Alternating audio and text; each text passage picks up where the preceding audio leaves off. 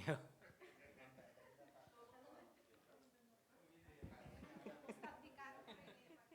Bisa.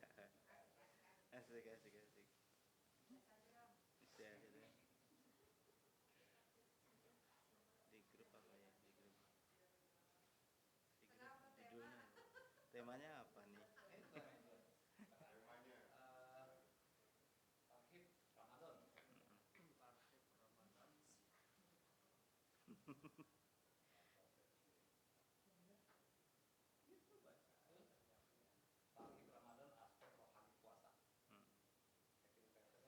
Ya udah ada, Pak. Bismillahirrahmanirrahim. Assalamualaikum warahmatullahi wabarakatuh.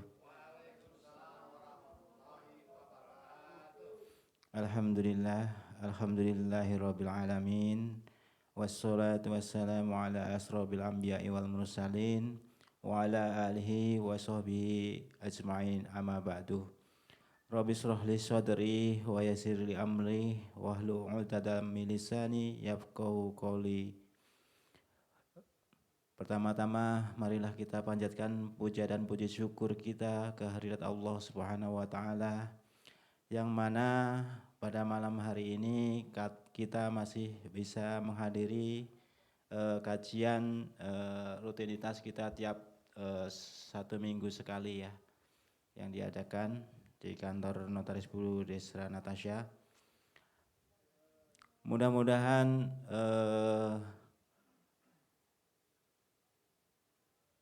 Ustadz Sirajul Munir selalu diberikan kesehatan, keberkahan, dan dilancarkan segalanya. Dan malam ini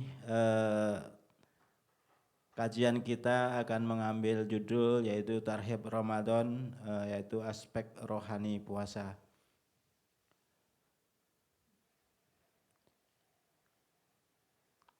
Yang akan dipaparkan nanti oleh Ustadz kita. Sholawat serta salam mari kita curahkan ke hadirat baginda Muhammad sallallahu alaihi wasallam. Mudah-mudahan kita selalu diberikan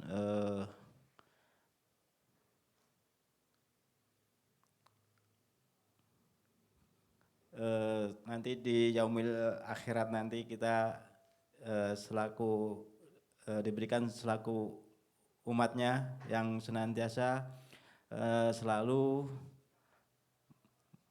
mendapatkan syafaat di hari akhir nanti. Mungkin itu saja yang saya sampaikan sebagai pembuka acara. Marilah kita dengarkan bersama-sama kajian hari ini yang akan disampaikan oleh Ustadz Sirajul Munir. Waktu dan tempat kami persilakan.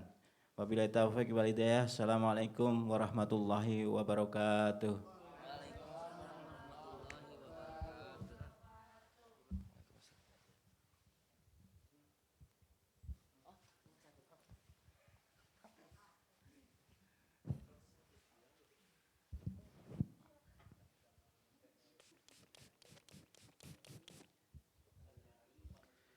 Bismillahirrahmanirrahim. Assalamualaikum warahmatullahi wabarakatuh.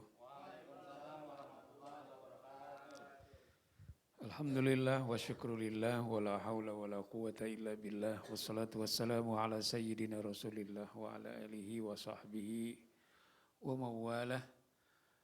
Subhanaka la ilma lana illa ma'allamtana innaka antal alimul hakim. Wa rabbi shrah li sadri wa yassir li amri wa hlul 'uqdatam min lisani yafqahu qawli wa ba'du. Dalam beribadah kita itu tidak pernah lepas dari obsesi pahala dan fadilah. Kalau dalam bahasanya Pak Pur ini bahasa hukum, tidak akan lepas dari lokus dan tempus. Apa itu? Tahu nggak? Lokus apa? Ini bahasa hukum ini.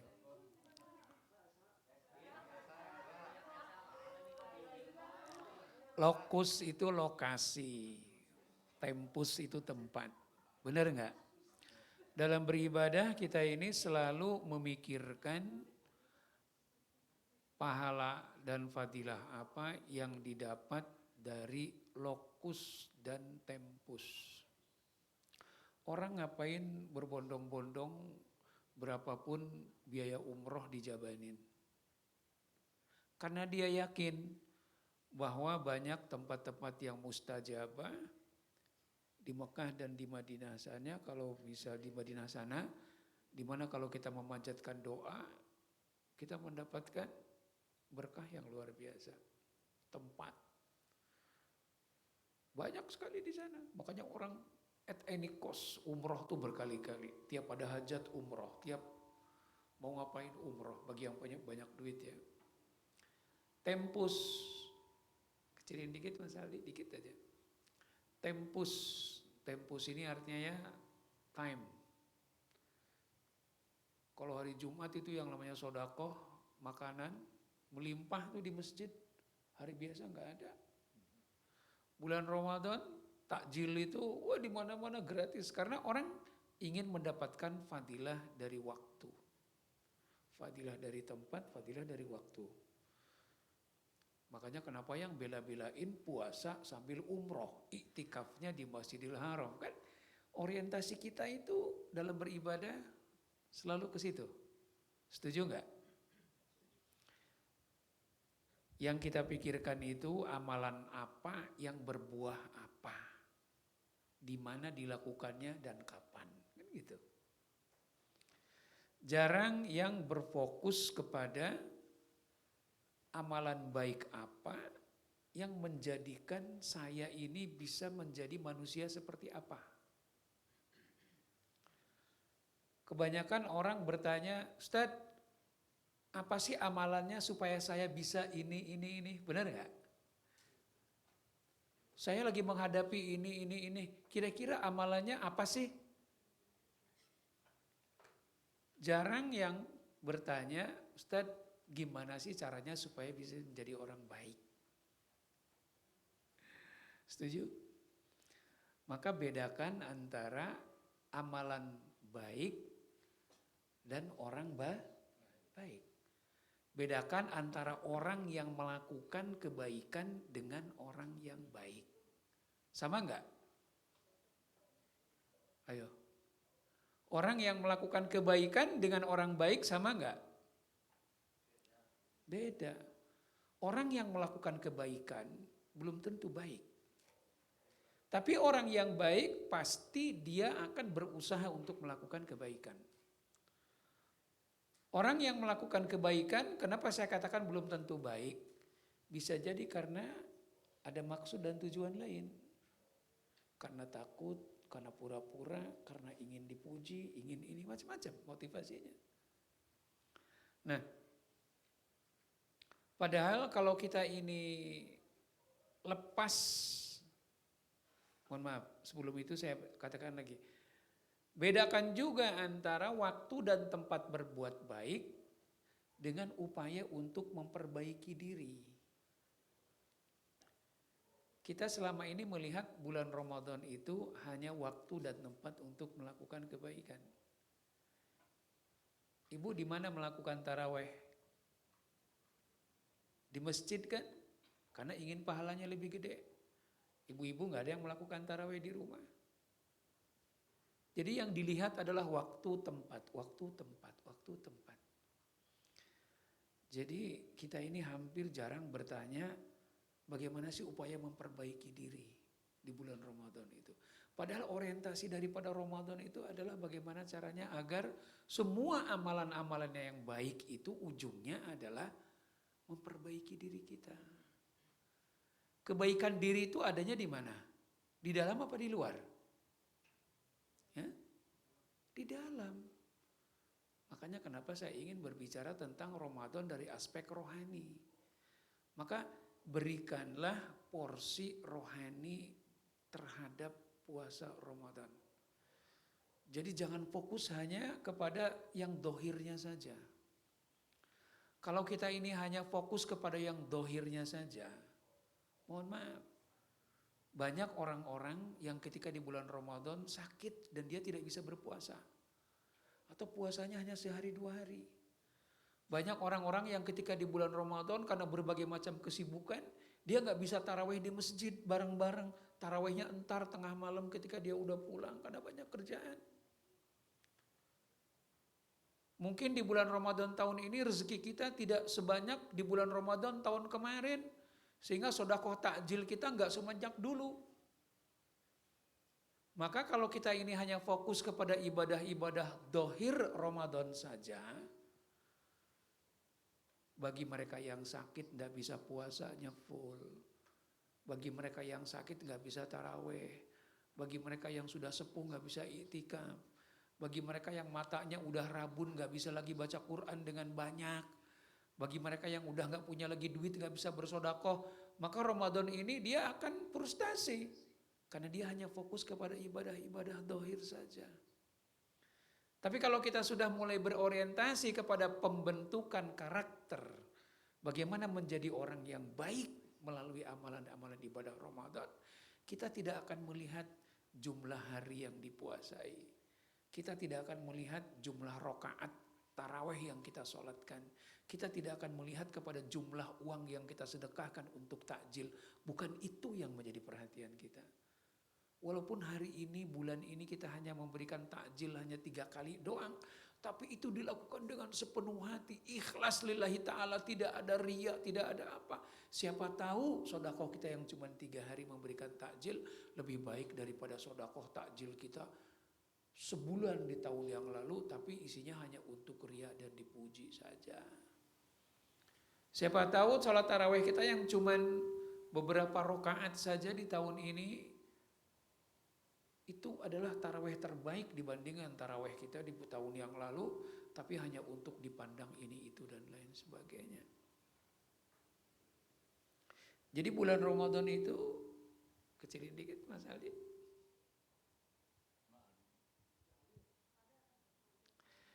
Jadi bulan Ramadan itu adalah bulan yang sangat baik. Kenapa sangat baik? Karena semua amalan baik dilipat gandakan. Mereka yang tidak mengamalkan amaliyah di bulan Ramadan tidak akan mendapatkan fadilahnya. Dan mereka yang mengamalkan amalan yang sama di luar bulan Ramadan, dia tidak akan mendapatkan fadilah seperti dia melakukannya di bulan Ramadan. Tapi yang menjadi pertanyaan adalah, apakah ketika kita mengamalkan semua kebaikan-kebaikan itu, otomatis akan memperbaiki kepribadian dan akhlak kita? Belum tentu. Teman-teman sering melakukan olahraga. Kadang-kadang ketika kita melakukan olahraga, ada orang yang olahraganya sama-sama berlari. Tapi fokus dari masing-masing orang itu berbeda-beda. Ada yang ingin ketika larinya itu ingin menguatkan otot betis, otot paha, otot pinggul, atau ingin kardionya. Beda-beda. Mereka sama-sama berlari, tapi tujuannya ngebentuk otot yang berbeda antara satu dengan yang lain. Sama juga dengan ibadah di bulan Ramadan.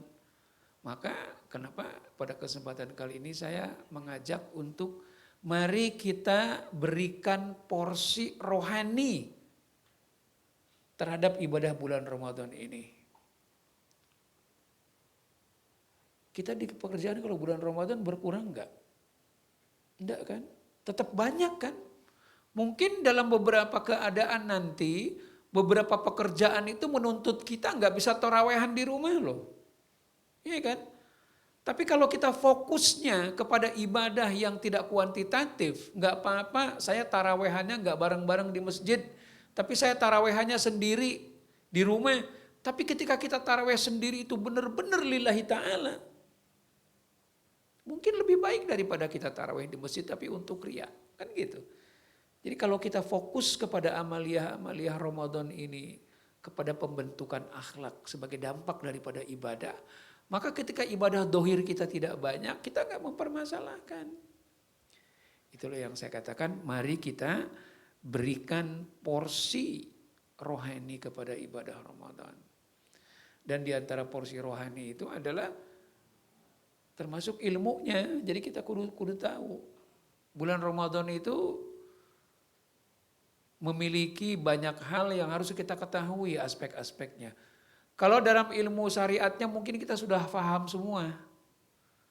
Apa yang membatalkan puasa, syarat sah puasa kita sudah paham. Tapi siapa tahu puasa yang kita puasai di tahun ini memberikan kita banyak nilai yang lebih baik daripada puasa kita di tahun kemarin. Tarawih yang kita dirikan malam ini, bukan malam ini, di tahun ini memberikan lebih banyak nilai daripada tarawih di tahun kemarin. Jadi yang kita harapkan itu adalah ada pertambahan. Makanya Rasulullah SAW bersabda, dia mengatakan,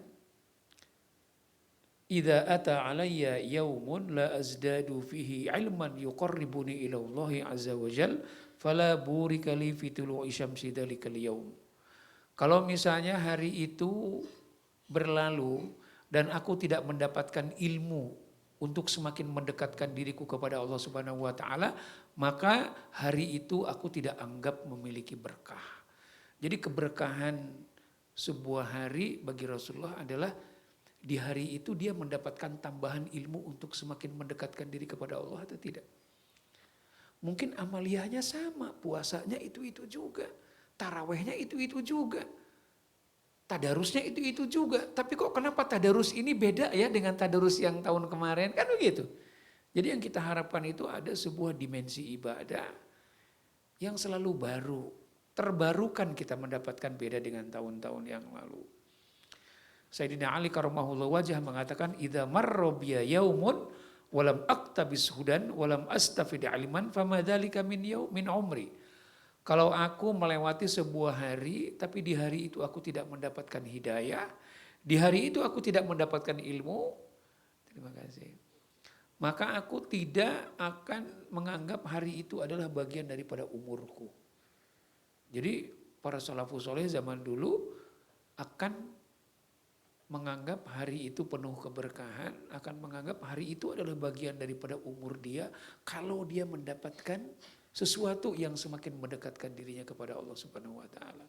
Jadi ilmu tentang hikmah bulan Ramadan wajib kita ketahui supaya jangan sampai puasa kita berlalu begitu-gitu saja. Nah, kemudian yang tidak kalah pentingnya bagaimana cara kita mentarhib. Mentarhib itu harus dengan diri yang bersih.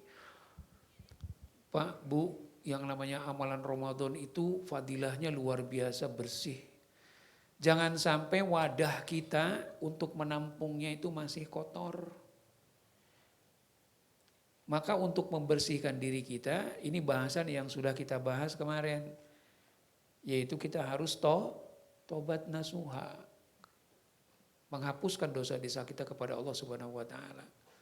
Dan harus meminta maaf kepada sesama. Jangan sampai kita ini menjadi orang yang bangkrut seperti yang kita bahas kemarin.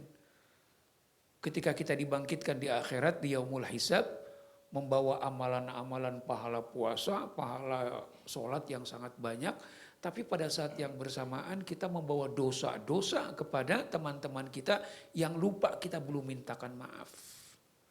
Kita pernah mendolimi si fulan, dan kita belum mintakan maaf. Maka pahala kita akan diberikan kepada orang yang kita zolimi dan belum kita mintakan maaf. Dan ketika amalan pahala kita habis karena diberikan kepada orang yang kita zolimi, tetapi ternyata dosanya masih ada, maka dosa orang yang kita zolimi akan dipindahkan kepada kita. Itulah yang namanya orang bangkrut. Jadi jangan sampai kita ini menjadi orang yang bangkrut di akhirat gara-gara pahala kita banyak, tetapi dosa kita juga banyak. Kita belum bertobat kepada Allah Subhanahu wa taala dan kita juga belum meminta maaf kepada teman. Nah, ini yang berkali-kali saya sampaikan. Kalau minta maaf jangan di grup, Mas, Mbak. Sekarang kita aja nih, lebih enak nerima permintaan maaf di grup atau di japri? Hah? Di japri kan? Iya. Lebih enak di japri sambil nyebut nama apa enggak disebut nama? Disebut nama. Di Japri mah di Japri, tapi atasnya itu kepada teman-temanku semua, nama gua kagak disebut. Karena itu copy paste doang dikirim. Tapi kalau nama kita disebut kepada yang terhormat Pak Purnama, lengkap lagi dengan gelarnya, dengan binnya gitu ya. Kita merasa disentuh, disapa. Minta maaf, di Japri disebut nama, dengan ditelepon langsung enakan mana? Enakan ditelepon langsung. Minta maaf, didatengin dengan telepon, lebih enak mana? Didatengin. Minta maaf, didatengin, nggak bawa apa-apa, dengan bawa apa-apa, enakan mana? Enakan bawa apa-apa. Hayangna. Makanya zaman dulu kenapa orang tua kita itu, kalau menjelang bulan Ramadan, itu dia nyiapin rantang banyak. Ibu saya itu nyiapin rantang tuh banyak. Dikasihin ke si ini. Itu bagian daripada untuk saling memaafkan, saling kirim makanan. Jadi kalau minta maaf tuh yang serius. Udah minta maaf belum? Udah. Di mana? Di grup. Ya terserah dia mau baca mau enggak, terserah. Yang penting udah minta maaf. Enggak begitu caranya. Minta maaf itu kalau bisa minimal Japri sebut namanya. Syukur-syukur telepon. Telepon juga kalau bisa jangan pakai telepon WA yang gratisan. Karena sering putus, ya enggak? Telepon tuh yang serius lah pakai pulsa gitu loh. Ya sekarang nerima telepon dari WA yang gratisan dengan yang pakai pulsa, seneng mana? Kita respect kepada yang mana? Yang pakai pulsa. Wah ini serius ini ngajak ngomong gua pakai pulsa loh, nggak gratisan pakai telepon WA. Kan gitu. Nah jadi meminta maaf pun kita harus memakai etika. Baik. Bulan Ramadan adalah bulan untuk mendekatkan diri kita kepada Allah Subhanahu wa taala. Nah, sekarang saya dengan Nyun Sewu, Kang dengan siapa? Mas Eri. Mas Eri. Saya dengan Mas Eri ini kan berjarak nih. Bagaimana caranya supaya jarak saya dengan Mas Eri ini dekat? Caranya gimana? Ya? Ya? Siapa yang ngedatangin?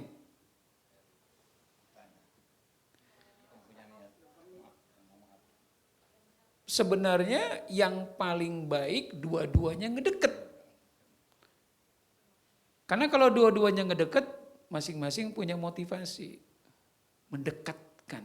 Nah, bulan Ramadan ini adalah bulan di mana kita ini memiliki kesempatan untuk berdekat diri dengan Allah Subhanahu wa taala. Yang sudah mendekatkan diri duluan itu siapa? Kita atau Allah? Allah sudah mendekatkan zatnya kepada kita jauh lebih dulu. Makanya dalam sebuah hadits qudsi Allah SWT berfirman. Kalau saya bacakan cukup panjang hadisnya. Tapi Allah berfirman di hari kiamat nanti kepada seorang hamba.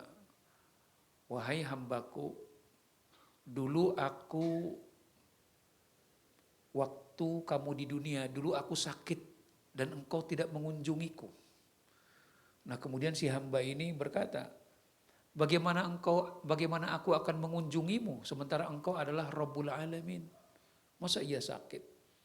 Kemudian Allah menjawab, dulu ada seorang hamba yang sakit dan kamu tidak mengunjungi dia. Padahal kalau kamu mengunjungi dia, engkau akan mendapatkan aku di situ. Dulu ada orang yang meminta makan kepadamu. Dulu aku meminta makan kepadamu, tapi kamu tidak beri makan. Bagaimana aku memberi kamu makan ya Rabb? Engkau kan Rabbul Alamin. Bukan begitu maksudnya. Dulu ada seorang hamba yang minta makan sama kamu. Tapi kamu tidak memberikan dia makan. Padahal kalau kamu berikan dia makan, engkau akan mendapati aku di situ. Dulu aku meminta minum sama kamu, tapi kamu tidak berikan minum. Ya Rabb, bagaimana aku memberikan engkau minum? Engkau adalah Rabbul Alamin. Maksudnya adalah dulu ada orang yang datang meminta minum kepada kamu dan kamu tidak berikan minum. Padahal kalau engkau berikan minum kepada dia, engkau akan mendapati aku di situ. Dalam hadis yang lain dikatakan, sebagaimana yang diriwayatkan oleh Siti Aisyah, bahwa setiap sodakoh yang kita berikan kepada seseorang itu mampir dulu di tangan Allah Subhanahu wa Ta'ala. Artinya Allah itu sudah dekat. Makanya kenapa dalam hadis yang lain, dalam hadis qudsi yang lain Allah berfirman, la khalufu famis shaim atyab min rihil misk. Yang namanya mulut orang yang berpuasa, baunya itu bagi Allah jauh lebih wangi daripada minyak kasturi. Dari mana diketahui mulutnya itu bau? Karena Allah dekat. Jadi sebenarnya antara kita dengan Allah itu sangat dekat. Dari sisi Allahnya tidak ada hijab sama sekali. Tapi dari sisi orang itulah kepada Allah ada hijab. Saya dengan Mas Ari ketika Mas Ari deket kan. Tapi kalau di Mas Arinya itu ada hijab, maka nggak connect. Dari saya nggak ada hijabnya, tapi dari Mas Arinya ada hijab. Jadi sebenarnya hubungan antara Allah dengan hambanya itu deket. Dari sisi Allah nggak ada hijab, nggak ada tirai, nggak ada penutup, nggak ada pemisah. Tapi dari hamba itulah yang ada pemisah. Kalau kita sadar, sebenarnya Allah itu sudah mendekat. Makanya dalam Al-Quran Allah menggunakan, ini pernah kita omongin dulu. Dalam Al-Quran Allah itu kan bertanazul dengan bahasa manusia. Al-Quran itu bahasa siapa? Al-Quran itu bahasa manusia, bahasa bangsa Quraisy. Tahu nggak bahasa Arabnya Al-Quran, bahasa Quraisy itu mulai ada kapan? Itu mulai adanya di abad pertama Masehi, 500 tahun sebelum Rasulullah SAW lahir. Itu baru terbentuk bahasa Arab, itu baru terbentuk. Bahasa Arab yang kita kenal, bahasa Al-Quran. Artinya Allah menggunakan bahasa manusia, itu merupakan bagian daripada Allah itu bertanazul. Bertanazul itu artinya kalau dalam bahasa kerennya mendownsize zatnya untuk dikenal. Allah tidak menggunakan bahasa aslinya Allah Subhanahu wa Ta'ala. Nggak bakalan kita pahami. Tapi Allah menggunakan bahasa manusia. Malah terminologi dalam Al-Quran pun Allah gunakan terminologi manusia. Inna Allah ashtara minal mu'minina anfusahum wa amwalahum bi'anna lahumul jannah. Sesungguhnya Allah sudah membeli dari orang-orang yang beriman hartanya dan jiwanya untuk digantikan dengan sorga. Lihat di sini. Allah menggunakan kalimat membeli. Membeli itu bahasa siapa? Bahasa manusia. Man dalladzi yaqridullaha qardan hasanan fayudha'afu ad'afan mudha'afa. Barang siapa yang memberikan pinjaman kepada Allah dengan pinjaman yang baik, maka dia akan mendapatkan pengembalian yang berlipat-lipat. Kebiasaan meminjam itu kebiasaan siapa? Kebiasaan manusia, tapi Allah menggunakan kalimat itu. Ya ayyuhalladzina amanu in tansurullaha yansurkum wa yutsabbit aqdamakum.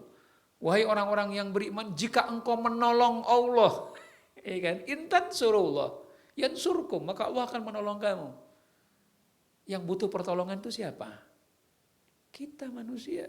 Allah menggunakan idiom, Allah menggunakan diksi-diksi yang berlaku pada manusia supaya Allah itu merasa supaya manusia itu merasa tidak jauh dengan Allah. Berbicara dengan bahasa yang biasa kita gunakan sehari-hari. Nah sekarang ada yang masih punya anak kecil? Punya balita? Ngomongnya cadel nggak neng balitanya? Cadel. Kalau ngomong sama anak pakai bahasa kamu atau bahasa anak? Hah? Ya. Pakai bahasa siapa? Pakai bahasa anak kan? Sudah mimi belum? Sudah mamam belum? Ya mungkin tidak, tapi banyak kita menggunakan bahasa-bahasa anak. Betul nggak? Nah ketika kita menggunakan bahasa anak, itu diibaratkan seperti Allah menggunakan bahasa manusia ketika bertutur kepada kita. Bahasa Al-Quran. Supaya Allah itu didekati, dikenali. Maka ketika kita menggunakan bahasa anak, Anak itu merasa dekat, betul nggak? Anak tidak merasa asing, karena orang tuanya menggunakan bahasa dia. Nah itu adalah Allah bertanazul. Allah itu mendownsize zatnya agar dikenali oleh kita. Itu Allah sudah lebih dulu melakukan itu. Nah kemudian bagaimana caranya agar supaya kita tuh lebih dekat kepada Allah Subhanahu wa taala? Puasa itulah sebenarnya kita ini mensifati sifat-sifat Allah. Manusia butuh makan enggak? Butuh makan. Butuh minum? Butuh hubungan suami istri? Butuh. Allah butuh enggak? Enggak butuh. Nah, di bulan puasa ketika kita tidak makan, ketika kita tidak minum, ketika kita tidak berhubungan suami istri, di situ kita sebagai manusia sedang diajari untuk mensifati sifat-sifat Allah yang tidak butuh makan, tidak butuh minum, tidak butuh hubungan suami istri. Kita ini di leverage, diangkat derajatnya bahwa manusia itu hakikatnya butuh makan, butuh minum, butuh bersenggama, butuh hubungan suami istri. Tapi kali ini di bulan puasa aku perintahkan kalian tidak usah makan, tidak usah minum, tidak usah berhubungan suami istri agar kalian bisa merasakan sebagian daripada sifat-sifatku yang tidak butuh itu semua. Al-Fakir itu karakter manusia, Al-Fakir itu artinya butuh. Al-Ghani itu kaya. Kaya itu artinya apa? Kalau kaya dalam pengertian kapitalis adalah yang punya banyak harta. Itu pengertian kapitalis. Tapi kalau kaya dalam pengertian agama adalah orang yang tidak butuh, itu baru kaya. Walaupun di tangannya sudah banyak, dia punya duit miliaran, tapi dia selalu butuh terus, greedy terus. Maka orang itu sebenarnya fakir. Karena dia membutuhkan terus. Tapi orang walaupun dia tidak punya harta, tapi dia tidak pernah butuh, tidak pernah menunjukkan kebutuhannya, maka dia orang kaya. Maka dalam perspektif agama, kaya itu artinya tidak butuh. Nah, di bulan Ramadan ini ketika makanan di depan kita melimpah, minuman di depan kita melimpah, istri sudah ngejengkang di depan kita, disentuh enggak? Itu untuk menunjukkan bahwa kita tidak butuh gitu loh. Kita diajari untuk mensifati sifat Allah yang Al-Ghani. Jadi di bulan Ramadan kita ini diangkat kedudukannya, diajari untuk mensifati sifat Allah yang Al-Ghani, maha tidak butuh. Diangkat derajatnya supaya semakin dekat dengan zat Allah Subhanahu wa taala. Allah sudah mendownsize zatnya. Kemudian diangkat kita sebagai hambanya untuk semakin mendekat. Kalau saya analogikan dengan kehidupan kita, seorang yang profesinya sebagai polisi, sebagai tentara, dia beliin anaknya baju polisi, baju tentara, baju dokter, difoto bareng bapaknya. Supaya apa? Anaknya itu digedein hatinya bahwa kamu sama dengan papa lo ini jadi polisi, kamu sama dengan papa lo ini jadi dokter, kamu sama dengan papa lo jadi tentara. Anaknya didandanin pakaian-pakaian tentara, pakaian dokter, pakaian polisi seperti bapaknya. Bapaknya berbicara dengan anak menggunakan bahasa anak. Itulah bagaimana caranya untuk saling mendekatkan emosional antara bapak dengan anak. Allah sudah mendownsize zatnya agar dipahami dan dikenali oleh hambanya. Di bulan puasa kita ini diangkat kedudukan dan derajatnya untuk semakin mengenal Allah. Karena kita mengenal sifat-sifatnya, karena kita melakukannya. Kita menjadi pribadi yang al-ghani. Kita menjadi pribadi yang kaya dan tidak butuh. Seperti Allah. Walaupun hanya setengah hari gitu loh. Apa tujuannya? Tujuannya adalah taqarruban wa tahabbuban. Agar kita ini semakin mendekat kepada Allah Subhanahu wa taala dan semakin mencintai dan dicintai, gitu. Maka seorang suami istri memiliki selera makan yang berbeda.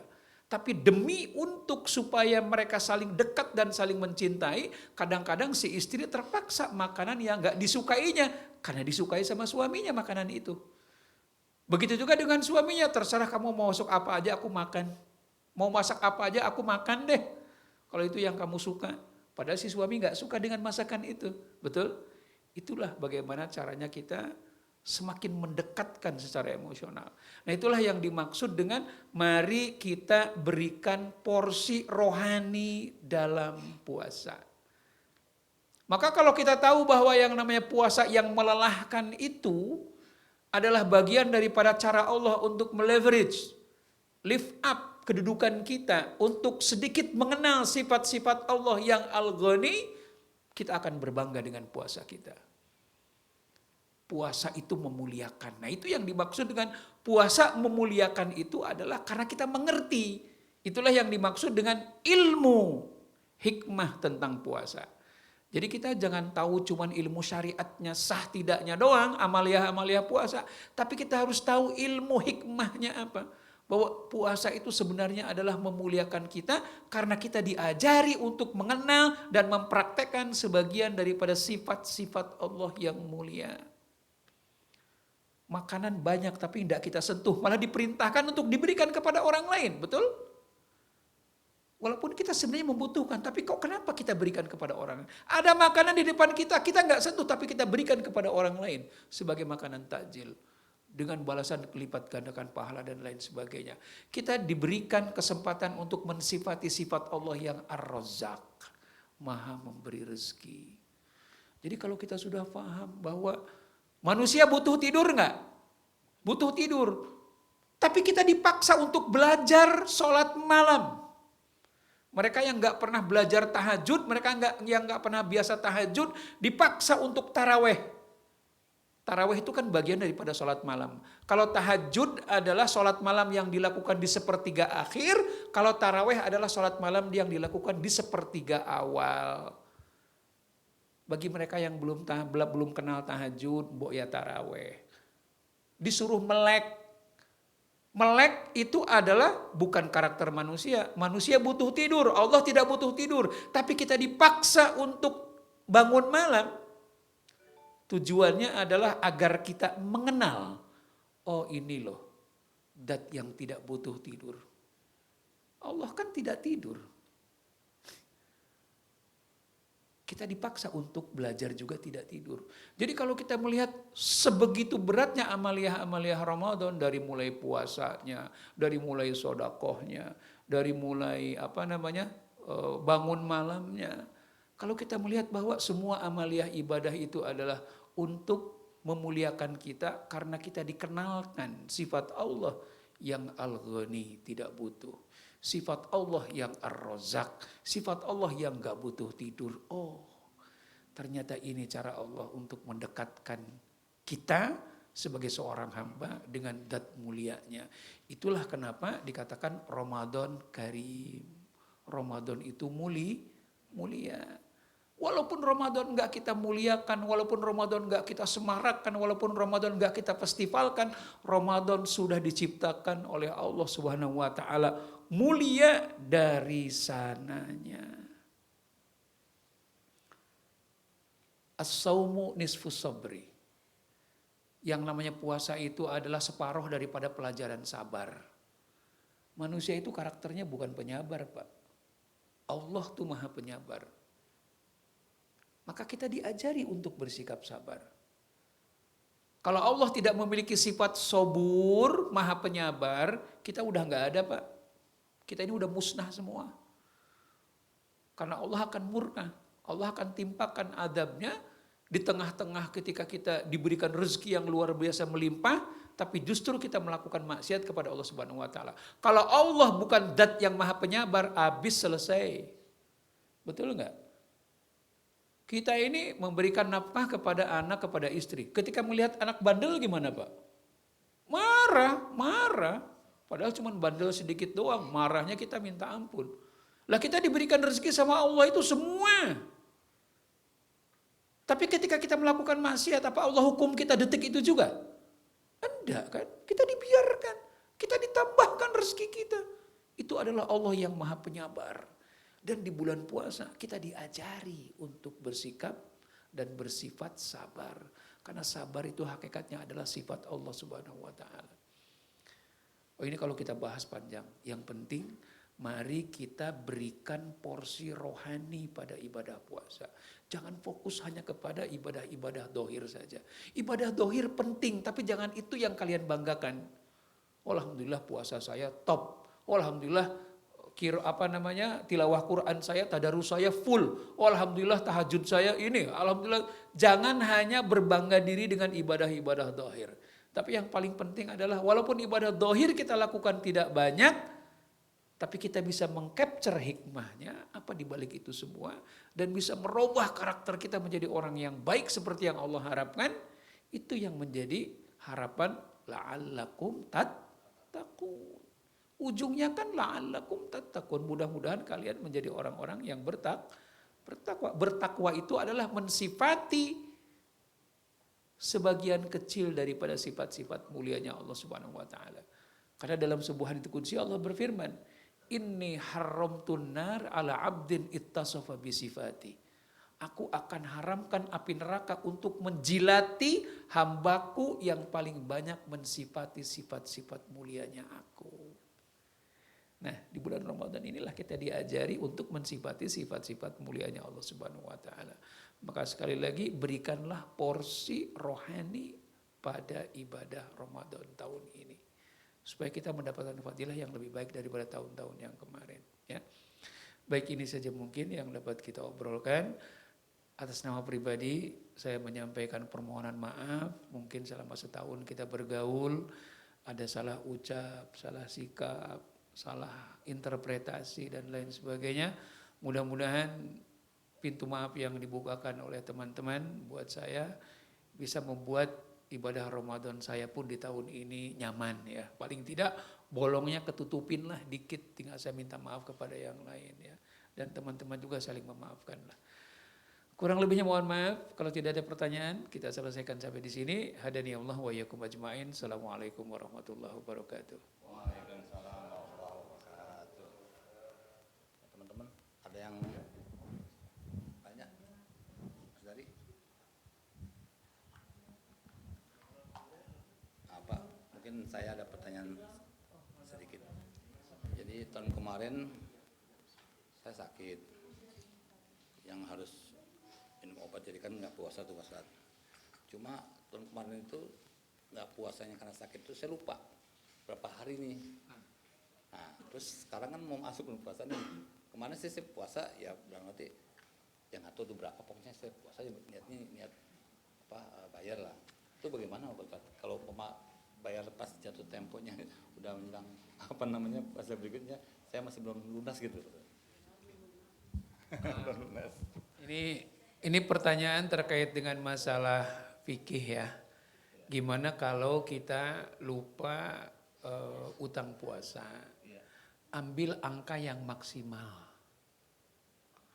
Pasti kita ngebayangin angka dong. Antara 3 sampai 10. Antara 1 sampai 10. Ambil yang maksimal. Sama ini saya beranalogi kepada sholat. Ketika kita sholat, kemudian kita lupa, ini rakaat kedua apa ketiga? Ambil yang terkecil. Kalau dalam sholat, ambil yang terkecil. Ini rakaat kedua apa ketiga? Ambil yang terkecil. Udah anggap aja itu rakaat kedua. Paling tidak ketika ternyata itu adalah rakaat kedua, ketika itu ternyata rakaat ketiga, kita nggak kurang rakaatnya. Tapi kalau ternyata kita ngambil keyakinan rakaat ketiga, tapi ternyata baru 2 rakaat, berarti kurang. Nah, untuk puasa lakukan sebaliknya. Maka yakinilah yang paling banyak. Nah, ini kadang-kadang mama suka lupa batalnya berapa hari. Kayaknya 4 hari deh. Enggak 6 hari, 4. Siapa bilang, kan gua yang kadang-kadang suka begitu ya. Nah sekarang gimana kalau yang kemarin-kemarin banyak juga utangnya belum tuntas.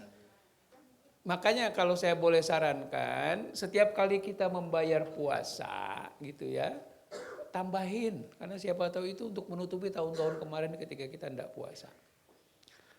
Dan kalau bisa bayar puasa itu disegerakan. Makanya di bulan Syawal itu selain kita puasa sunnah Syawal yang 6 hari, sebaiknya utang puasa itu segera dilakukan di bulan Syawal. Nah ini khilafiyah ulama, mana yang didahulukan? Puasa sunnah Syawal atau puasa wajib? Utang. Kalau menurut saya, dahulukan dulu yang wajib. Tapi kan puasa Syawal hanya di bulan Syawal. Ya utangmu berapa banyak sih? Gitu loh. Jadi kalau bisa, kalau mau ya beberapa hari setelah puasa Ramadan itu bayarlah puasa yang kemarin terhutang. Mau 8 hari, toh setelah itu kan masih ada sisa waktu 15 hari buat puasa Syawal, 6 hari doang nggak masalah gitu ya. Kalau puasa Syawal yang sunnah 6 hari boleh diambil kapan aja itu sih. Yang penting selama di bulan Syawal. Tapi kalau bayar jangan ditunda. Anak saya itu suka begitu. Nunda entar-entar, giliran udah bulan Syaban begini, aduh Pak gimana, masih ada utang, bayar. Tapi kan aku besok kerja, tetap bayar, gak usah gara-gara kerja terus gak puasa, bayarnya entar kalau libur, gak bisa. Tapi ini kan besok mau nonton Blackpink, bayar tetap. Gitu loh. Gitu Neng, ya. Baik, gak ada pertanyaan yang lain? Cukup? Baik. Sekian. Assalamualaikum warahmatullahi wabarakatuh. Mari kita salat. Ya. Mas Aldi ini jangan dimatiin dulu ya. Untuk doa nanti habis salat.